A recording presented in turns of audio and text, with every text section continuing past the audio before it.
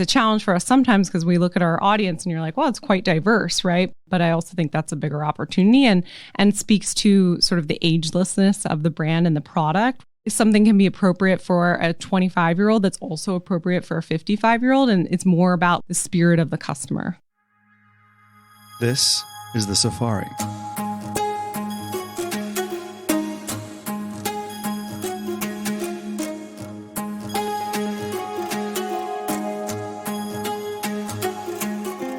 The Safari is a tour around the consumer, brand, and retailing industry.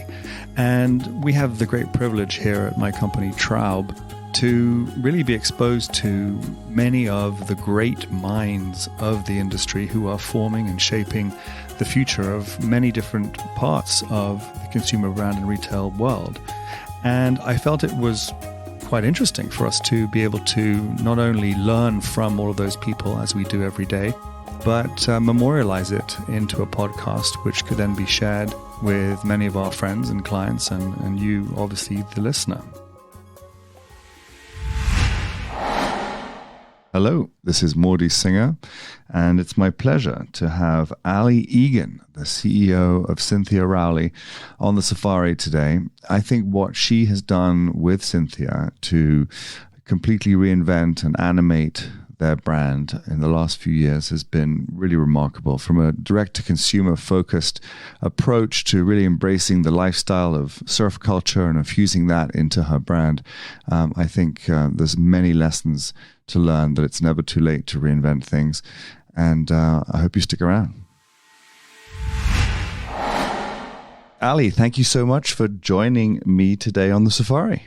Thank you for having me. So how long have you been in the role at Cynthia Rowley? I've been with Cynthia for 2 years now. 2 years. And is this your first CEO role? It is. How's it going? You know, it's different every day. Could have never imagined it, but yeah, well, I can imagine as we sit here, and I won't say the C word, but you know, as we sit here today at this recording, there's a lot of weird things happening in the world, and so I'm sure that's it's definitely strange being at the top. There's right? no precedent for it, at least. Well, good. So listen, for those who don't know Cynthia Rowley, I'm a big fan of what you guys have done because the brand has gone through quite a significant transition over the last few years, particularly picking up digital native type resonance with consumers, very into the whole surfing side and bohemian lifestyle side as well, that I'd love to get into later on. And I thought maybe we would talk about obviously the background of the brand and a bit of your background, how you became the CEO of this company, but also talk about the evolution of brands, because this brand has had a reincarnation, and it seems to be really working. And I really am interested in that, because everyone likes to think that, you know, it's some companies are one-trick ponies, and I think you guys are a really good example of that. And I'd love to sort of get the listeners to understand, how you're sort of saying things and acting a little bit differently. Yeah. And then, you know, at the end, we'll talk a little bit about what you see on the horizon in the future, and we'll have to look in your crystal ball, and you can help us with all Sounds that. like a fun journey. Let's do it. So tell us a little bit about yourself and then separately about the Cynthia Rowley brand. Yeah. So I have a bit of a less traditional fashion background. I actually started my career in finance, investment banking, and then was a reformed banker like me. Yeah, exactly. And then worked as a consumer retail investor with L. Catterton. So that's where I got exposed to sort of working directly with businesses in a deeper way. L. Catterton, the private equity firm. Private equity firm, yep. And so from there, I really got, you know, a personal passion for wanting to be on the other side of the table and leading and creating great brands. And so went to business school and spent most of my time between business school and joining Cynthia at Estee Lauder Company. So not in fashion and beauty, working for Origins, Clinique, and La Mer. So, you know, high and low brands and across digital marketing, e-commerce, product marketing, what have you. And I got introduced to Cynthia, and obviously I thought she has such a wonderful brand that really resonates with multiple generations of women. And how long has she been at this?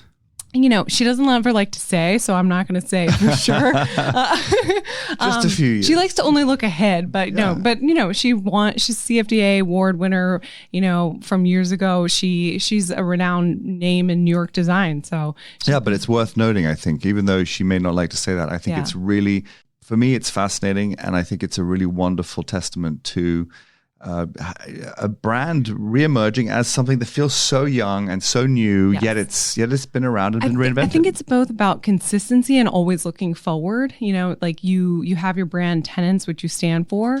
So you're not random, but you're also not, you're thinking about the customer and changing with her rather than sort of staying in one standing still, if you would. So.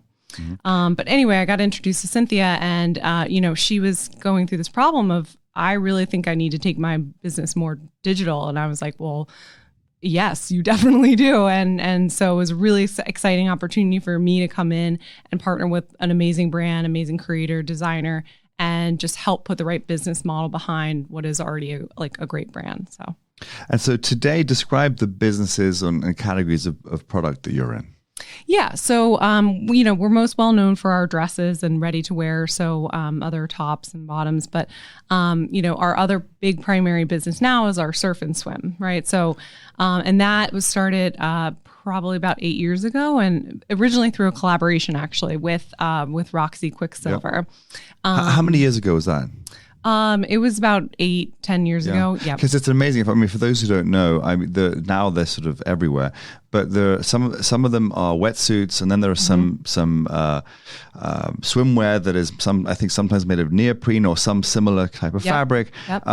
Amazing designs, and any very fashionable surfer woman or girl tends to have one in their kit bag, right? I mean, It's anywhere in the world. Any surfer, and which is now becoming obviously quite a thing. Yes. Surfing is no longer, forgive the pun, backwater sport. I mean, it's really front and center, and it's sort of a lifestyle sport. And you guys have really, again, sort of surfing that wave, I guess. Right. Well, I think it comes from authenticity, right? So the way it even got started, it's a great story. So Cynthia was literally in Montauk on her board, paddling along, and the then brand manager of Quicksilver, kind of swam up to her and was like, "You're the designer of Cynthia Rowley, right?" And she's, yeah.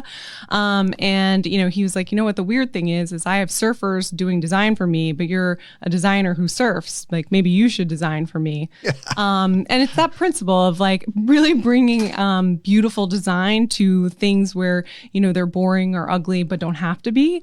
So that's sort of like the principle and the inspiration behind it. But then I think the bigger thing, why people, even outside of the surf community care, is like, it just like brings a smile to your face. It's like, it's so different. And it's like, why can't we do beautiful, fun things that are also still functional? So, all of our wetsuits are fully functional. Like, I'm like a sucker for cold water. I cannot handle it, but like it keeps me warm in the cold water. So that's such a great story. And so, but how do you feel that initiative, which is now, as you said, 8 years old, is one of the impetuses? I mean, we'll get to talking a little bit about digital native in a second, but the spirituality side, or the mindfulness, and this young consumer looking for meaning in their brands, the fact that she just, luck is the reward of the skillful, but that meeting, that serendipitous meeting happened in Montauk in the water. Do you think it imbued the brand with some kind of nomadic spirit that is unusual and that you guys managed to really catch on to? Yeah, I mean, I actually think it stems from Cynthia herself. Like, she doesn't, she's not tied to the past ways, as I was saying before. And I think that is always got her looking ahead. And it's what has helped us as a brand, stay relevant and grow relevant to, different customers. When I came in, I was thinking, oh, maybe this is like a more mature brand because, Cynthia's a little older and, has been around for a little while. And that's not the case. Actually, most of our customers are under 44 and a lot are even under 34. So, we're super proud of that. It's a challenge for us sometimes because we look at our audience and you're like, well, it's quite diverse, right? But I also think that's a bigger opportunity and speaks to sort of the agelessness of the brand and the product. Something can be appropriate for a 25-year-old that's also appropriate for a 55-year-old. And it's more about the spirit of the customer. Yeah. And so when you try to dig into that customer, how do you message, therefore, a customer that is a psychographic versus a demographic? How do you get into the marketing channels, whether it be mobile marketing or digital in other ways, or even literally trying to get them into co-op marketing with other platforms you may be on? What is it that you do to try and target that different consumer by age, if at all different, because of the simple psychographics that they share? Yeah, right. It's a challenge, right? As a brand, at the brand level, you always need to be consistent, right? So you're not like looking random, like what does this brand stand for? What are they doing? So from a brand level, we just create, beautiful, overall inspiring content. But then we think about, I always call it like our version of personalization, although I sort of also hate that word. And it's like, it's partnering with people, whether that be influencers or wholesalers or temporary collaborations, et cetera, that really hit some of our audiences and allow us to, speak to them or take our same style and make it more relevant to their lifestyle, whether they live in like New York or Texas or, Chicago, what have you. And it's not even changing the product. It's just changing how it's displayed so that someone can be like, yeah, that's how I would wear that. And that's what really will inspire me. Does that make sense? Yeah, it does. And so just getting into the thick of the business, as it were. So were you there when she made the shift to say, look, I want to be a digital first or direct to consumer first brand? And so you guys did that together. Yes. So talk to me a little bit about that transition, because obviously there's some hard conversations to have on the one hand, sleepless nights on the other, because you are trading off, I suppose, a lower margin with higher volume for a higher margin with lower volume, at least at the outset. It's kind of a scary sort of switch to flick, as it were. Talk about that transition and the creating of the new website, which is spectacular, by the way, which I really think I'd love to talk about later. Yeah. Talk about flicking that switch, if you could. Yeah, I mean, I think, there were some things that, first of all, it's an amazing time right now. Like our site is built off of Shopify, which has, enabled us, we're on the bigger end of brands that use it, but on the smaller end of brands to really, create something beautiful, somewhat customizable at an affordable rate. So we're able to do things fast, right? In the past, if you really wanted to create the kind of website that we had, it might take you 6-10 months of development, right? It didn't take us that long. So I feel really fortunate to have that technology part of it. But in the past, I think this goes for all brands, like all you had to do was design clothes, right? Like now we have to design clothes and like run performance marketing, brand marketing, e-commerce, retail stores, wholesale, and like all the back end logistics that like support that. And so, that's a challenge, and it required different people, new people in the organization, all of these things that we've, built up. But I think what helps us too is we've created a brand where, people feel inspired and are willing to like come in and we've created a culture that's all about sort of like, let's do stuff smart and quickly. And so that's, what's kind of enabled us to scale that way. And were there any surprises, negative or positive, that you think of that you can share about that transition? Yeah, I mean, I think something every brand deals with is like, dealing with your own customer service, right? For example, right? That seems like a simple thing. But when, Saks and Neiman's were the one handling it before, and now you're like, well, I really want to provide that like high touch service, because we get customers calling, with really detailed product questions, and you can't automate that right now. And especially because even if I created an algorithm to automate it, I would have to change that so frequently because my styles change so frequently. And for us, like, that's the personal piece that people want. So, that I think has been surprising, but, but again, there is technology that can help us support to take care of the easy things. And then that way, like from a personal perspective, we can be there for the harder things, whether it's like in our stores or in our customer service from online. I got it. And so you launched recently something called an open showroom concept. What does that mean? Yeah. So so a couple of things. We do less wholesale now because, our primary business is direct, and we had a beautiful, showroom in the West Village, but it was very private and shut off from the world. And we're like, why do we have this? Like, what purpose is it showing? And more, what I think customers really, are silently demanding from brands is transparency. And that comes in a lot of different shapes and forms. And for us, it's the ability to see that we have a unique thing. Like our founder is an actual designer, right? Like she's not even a tastemaker. Like she is at the cutting table, a technical designer. And it's so cool for both our wholesale customers, but then our regular, everyday customers will be able to come in and shop and see something that was on the runway yesterday, see the physical product, but then also be able to buy stuff that's available, kind of look beyond that and see our design table and just feel like they're part of the process. And also for us, I think it benefits us because people think sometimes we're like part of a big conglomerate, right? But we're a small independent company. Mm-hmm. And I think people really want to, help and support, especially like women owned and founded businesses. And that's, been a great part of telling that story. So one of the things we talk about a lot on this podcast is the importance of a cross-functional company. Therefore, when you have a designer who is the founder and a fearless CEO sitting in front of me right now, but you're a digital, or let's say a direct-to-consumer focused business, are you seeing, even though I know it's still relatively early days, a few years into this digital transformation, but are you seeing any data or any elements that are jumping off to you, the CEO, which are actually hitting the design room much quicker than they may have otherwise? Is Cynthia saying, wow, I would never have done that before? Are there some stories you could? Yes, 100%. I think, what's great is we don't have to wait for selling data. We literally get it live. We just earlier today, we had our selling meeting. We go over, what's working, what's not. And that helps us, I think a lot of brands now think of, using that data to chase things, but we've tried to think of that in a different way for a couple of reasons.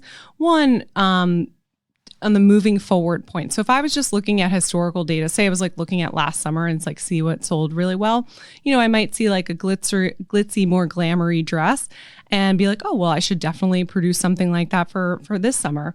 But like, let's give the context of like this virus going around and people being probably a bit more conservative.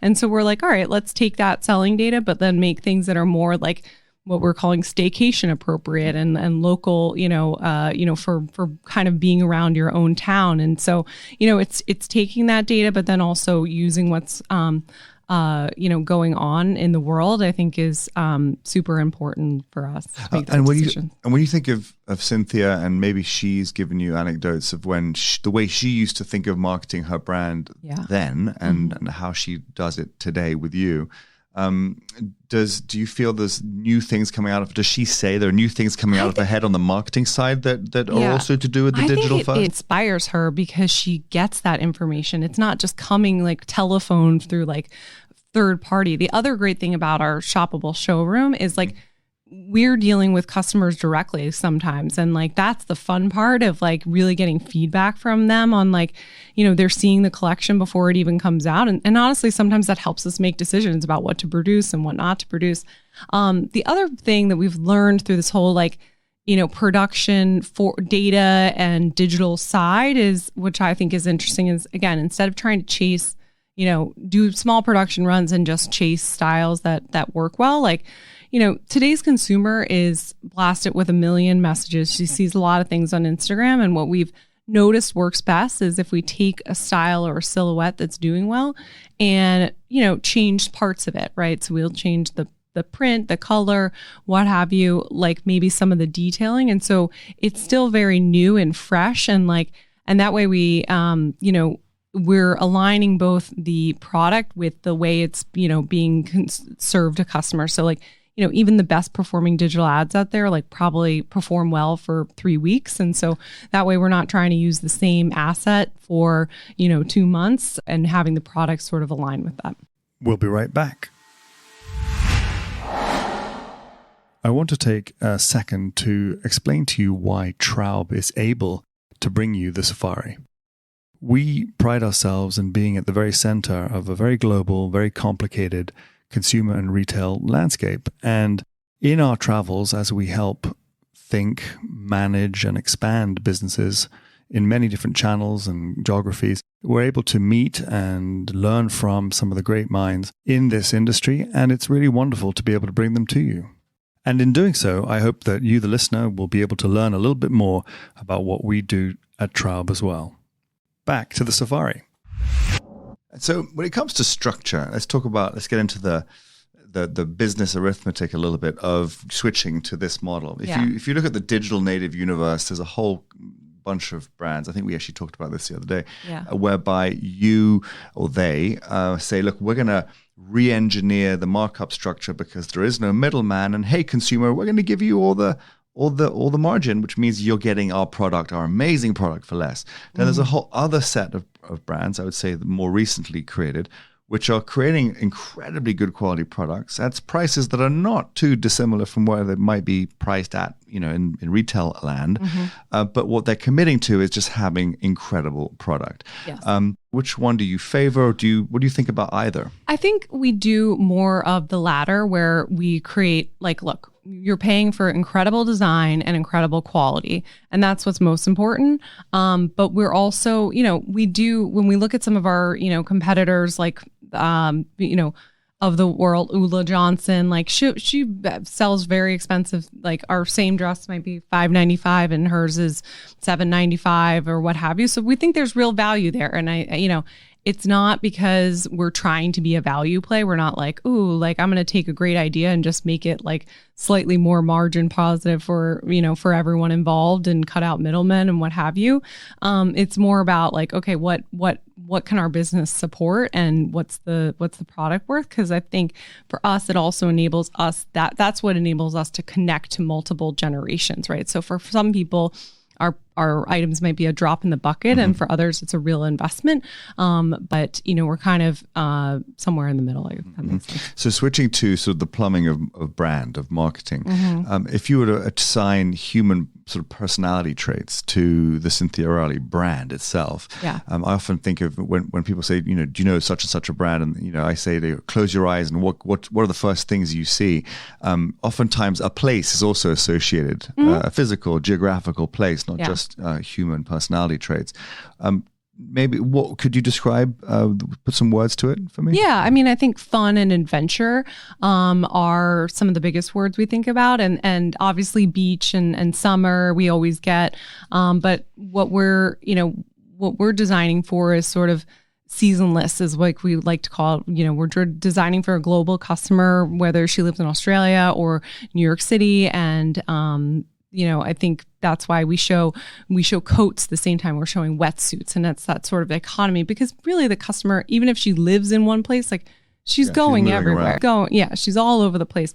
And then it's this spirit of funness and freedom in what is still very appropriate clothing for a lot of different events, right? So it's all about that, capturing that attitude, whether it's a pretty dress or a surf suit or what have you. And so I would say those are the kind of tenets, and we even take that into more of our experiential marketing. So for example, in February we showed at Spring Studios, which is sort of the more, not trying to offend anyone, but more sterile fashion show environment. So what do? We're we can't, doesn't represent our brand. So we had the models, some of them staked out in the crowd and jumping out of the crowd and getting onto the runway. And we're that's us. That's that unexpected, fun sort of atmosphere.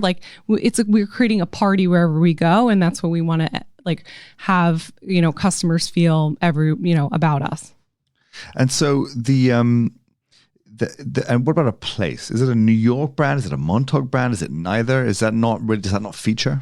Yeah, it's funny because some people will be "Oh, I thought you were based in LA," and then some other people are "No, you're synonymous with Montauk," because we're not in Montauk to be trendy. We're in Montauk because that's where she's from, or that's where she has a place. Yeah, we've been in Montauk, and so I think we like to think of ourselves, obviously, as being connected to those places, but not being, beholden to those places. So we've spoken a lot on this podcast about influencers. I had Faith Cates from Next Models on here at the beginning of this journey, it's moving so quickly. Everything to do with influencers of all shapes and sizes, whether they be mega celebrities or creators on YouTube or very regional, maybe surfer enthusiasts, whatever it may be. But what do you make of the collaborations and marketing partnerships, using influencers? How do you see that, particularly as you made the transition to a digital brand, because you could track it more easily too, right? Yeah. No, I mean, like, look, it's important. Like you're basically influencers have always existed. Like, let's be honest, like they were just less of them because it was harder to get into media, right? To be one, yeah. So, it was always celebrities and what have you. And now we have sort of more lay people that are connecting with customers. And, we've done this. I think it's a big opportunity, but I think as a brand, you have to be smart about how, at least me as the business side leader of the brand, you have to be smart about it. So like something we started is our Cynthia Rowley surf camp. So we take out women to, we've done it in Montauk, but we're traveling to other places as well. Take out about 30 influencers, give them an amazing experience, teach them how to surf, have a great dinner, and Cynthia's there. It's a really fun, intimate thing. But from a business perspective side, I'm like, this is also amazing because it gives me a way to work with a bunch of people all at once, and then say like, whose content and audience works better for us. And then after that, we sort of like double down on those people, and then don't worry about the other ones so much, because I think where brands get into trouble is they pay a ton of money for one post and then it doesn't perform, and they're like, what do I do now? Yeah, no. What about causes, cause marketing? Do you guys do that? Yeah, so causes are super important for us. I would say the two main are sustainability, especially as it relates to the water and the ocean. Again, we'd love to do more, but I think we think about what's most connected to our brand, and that's one of them. And then the other is women's empowerment and sort of giving women that again, inspiration to lead their best lives, try new things, all of that. So we partnered with CARE, an organization for International Women's Day, for sustainability. All of our surf suits, or all of our wetsuits and neoprene is, made sustainably using green technology, minimal amounts of water, et cetera.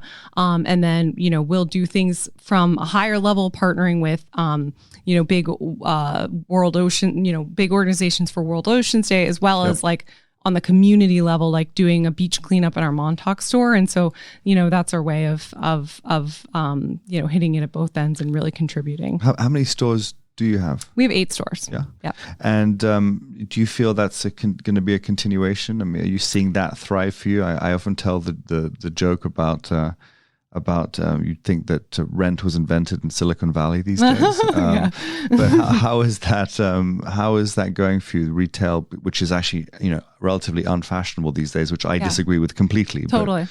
But, how's it going? No, it's been going well. So, again, as the business person behind this, look, it's always fun and sexy to have stores, but we wanted to not fail where other brands have failed in the past. And where I think that is thinking, oh, this is a great location, I have data on it, I'm going to sign a 10-year lease and open a store. And you just never know. You could be on the wrong corner of Madison or wherever you are. And even if on paper everything looked good, you just don't know how it's going to perform. So our strategy in retail has been like, let's be smart about it from a capital perspective. But it is important for, like, we still make physical product, right? And people love to, see and touch and feel. And for us, like, our brand spirit, like, I think we do a very good job communicating it on the website, but like best gets communicated like in the store through events and through that like personal interaction. And so, we launched what we call Nomadic retail. So that meant that we opened stores and kept them open from anywhere from 6 to 24 months, where, we really got to like have a presence in the community. And also, acquire customers and test if it's, something that works from us from a business perspective going forward. And where that has, we're, all our stores are profitable and we're super proud of that. And where it hasn't, hasn't been quite as good as we wanted to, we've just kind of moved and tried a new location. And so I think it's that flexibility. More nimble. Yes, exactly. And so where do you think this can go? What is the plan? What would you like to see flourish over the next few years? There's lots of people that listen to this podcast who are in all different areas of our industry who may this may ring bells to them and be willing to help or be part of the ride, as it were. Yeah, I love that. Tell us all where you're going. Yeah, I mean, first of all, I feel like we've only, just started to scratch the surface on what we can do on an e-commerce and digital perspective. Like, we're not spending money like the outdoor voices of the world. It's very, very conservative, and we have a good mix of paid and organic. And so within digital alone, I think we can grow the business quite significantly, and supporting that through what we have from an omni-channel and just delivery perspective as well. But, where I really envision the brand and, Cynthia envisions the brand is being known more globally, she already has a global name, but like being known more globally, especially as it relates to this sort of, we always call it pretty meets sporty, or the perfect combination of pretty and sporty. And I think that's super relevant now with what's, again, customers traveling more, spending more on experiences and what have you, and what we do in the surf and swim business. And so, and people are trying to copy us for sure. But what success looks like for us is to be that global name in designer performance wear, whether that, be in a multitude of categories. And so we're excited about, pursuing that journey. So when, once upon a time, brands used to really be just about stuff, product, and maybe there was a really good story behind it, and then many great brands emerged from the storytelling. Do you think today brands and retail have a new and maybe more important place in the lives of their customers? I often talk about sort of a spiritual side to yes.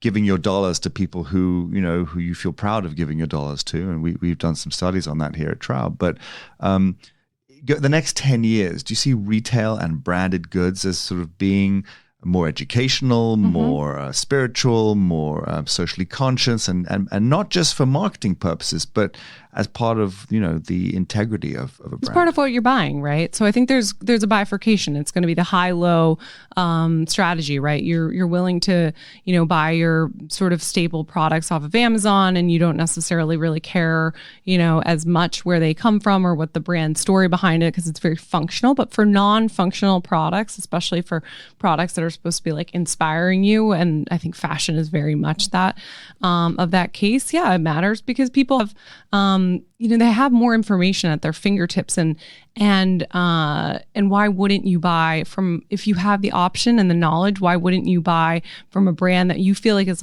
almost like your extended friend, yep. or your inspiration, when you have that option. And so it's our ability, I think great clothes will sell themselves, right? People want to wear things that look good on them, but where we really stand out and get the repeat customers that we want is through that brand storytelling. So we've already gone over, which is crazy because that's gone feels fast. Very quick. But so I always like to end with asking my guests to talk a little bit about sort of other brands that they're interested in or following or use and like in any category, maybe about a cause that they follow or are passionate about, maybe even a book they're reading, could be, even be a Netflix series, whatever, just to talk a little personally about some of the things that you're right now sort of are top of mind for you. Yeah. Well, I guess from a brand perspective, what we are trying to look towards is other brands that have built really great, authentic communities and how they've done that. Obviously, I think Glossier is a great example of that. But I think it always comes up. Yeah, I know it's the standard. But it's good. You're right. Cool. We had 2 16-year-olds and 2 11-year-olds in here to do a Gen Z podcast last week. Glossier was, it's the only thing they had in their bag. The 2 11-year-olds had no idea what it was. I was like, what is that? Is that makeup? Really? Anyway, okay. Glossier First purchase. But I also think other brands like Third Love has done a really good job of they just create, they have nice fitting undergarments, but they've really created this bigger community and movement around what that means for women. And again, when you have your dollars, I think that's a very inspiring place to look and see how we can do that in our own different, authentic way. And do you have any time at all to watch shows or read books? I do a lot of audiobooks, actually. Me too. Yeah. Yeah. I mean, they're good. But I mean, on a nonfiction basis, the fiction is a little bit harder to do, from that standpoint. And then, I'm not as big of a TV watcher, but like we've been watching, I'm almost like embarrassed to say what I've been watching. That's why we asked this question. It's great. Yeah. What are you watching? Love is Blind. Have you seen that? I haven't. But you got to stay connected with the customers. Yes, you do. So. There we go. All right. Well, Allie, thank you so much for doing the safari with me. Thank you so much for having me.